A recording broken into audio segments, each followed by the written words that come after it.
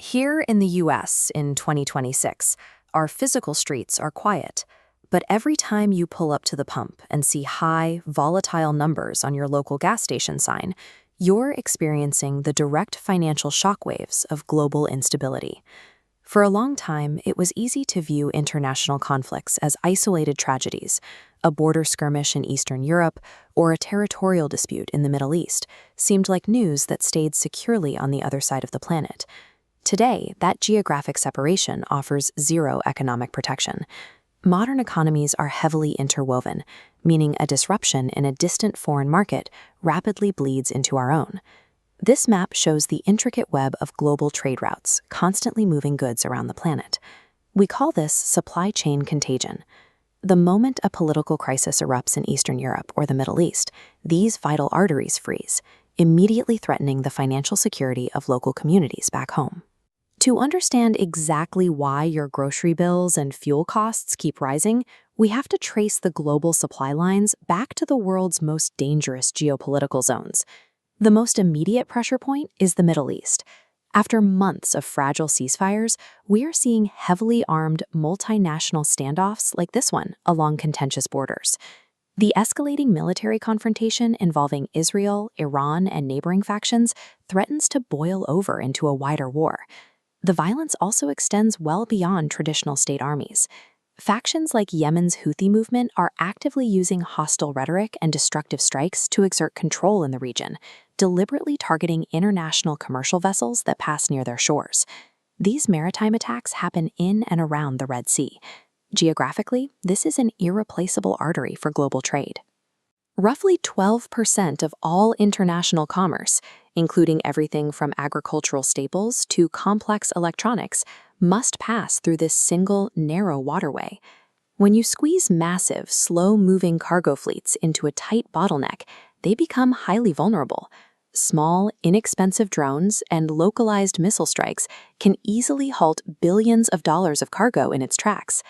To avoid being targeted, major shipping companies completely reroute their fleets around the southern tip of Africa. That detour adds weeks of travel time to every shipment. The extra fuel required, the extended crew wages, and the surging insurance premiums create a steep mathematical increase in global freight costs. The Red Sea effectively operates as a highly sensitive financial valve. When hostilities restrict the physical flow of ships there, the cost to transport goods surges everywhere else. This instability hits the energy sector the hardest. The threat of a sprawling Middle Eastern conflict creates immediate panic over the safety of the massive oil tankers transporting the world's fuel. That volatility directly dictates the baseline inflation for almost every physical product sold in the United States. From the freighter to the train to the final delivery truck, moving goods require fuel, so a spike in crude prices forces an automatic increase in retail prices. These economic shocks are amplified by the war between Ukraine and Russia. In 2026, security experts continue to identify this conflict as one of the highest risks to international stability and market predictability. The fighting in Eastern Europe requires massive multinational military investment. Governments across the NATO alliance are diverting hundreds of billions of dollars toward heavy artillery and defense readiness, tying up vast economic reserves that would otherwise support domestic growth. Both of these conflicts rely heavily on a tactic known as asymmetrical weaponization. Rather than fielding traditional armies, combatants are increasingly utilizing cheap advanced tech, like unmanned drones and long-range missiles. These systems are built to fly right over traditional front lines. They allow hostile forces to directly target crucial economic assets, like power plants and shipping hubs, forcing nations to deploy expensive, mobile defense systems just to protect their daily infrastructure. This shift in technology means the focus of modern warfare has moved beyond the battlefield. Conflicts are now fought by targeting the strategic infrastructure and the energy supplies that keep a nation's economy running.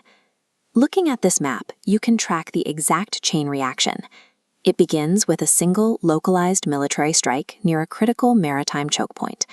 As the disruption expands, those local shipping lanes freeze. Cargo is delayed or rerouted, and global freight costs jump immediately.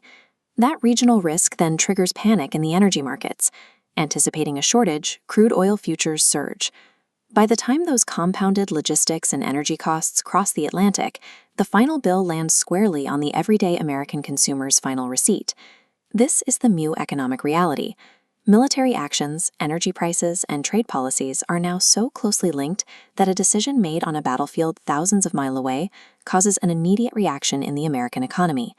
Tracking international security is no longer just a topic for scholars or diplomats.